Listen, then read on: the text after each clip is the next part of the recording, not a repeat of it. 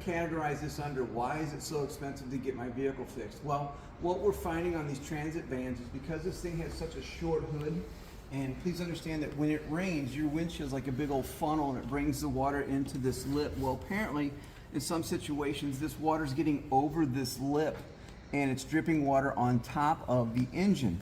And what happens is there's 4 bolt holes up in here and they fill up with water and then the bolts rust. And basically what happens, those bolts rust so bad that you cannot get down in that hole. And what we end up having to do, this is actually the new intake, but we actually had to cut this whole intake out.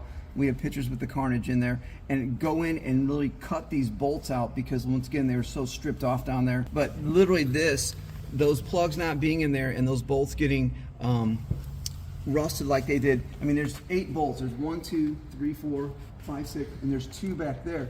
These 4, the front 4 and the back 4, front 2 and the back 2 were really easy to get to. And if these weren't rusted, they would come right back out. But this literally took this intake manifold job from an hour or so to 4 or 5 hours of cutting. And then the other problem that we ran into is we were getting metal shavings down in the engine, or plastic shavings from the plastic, so we actually had to go back in and fish some of that stuff out of the cylinder. It was a complete mess. A little problem that we're seeing on the Ford Transits.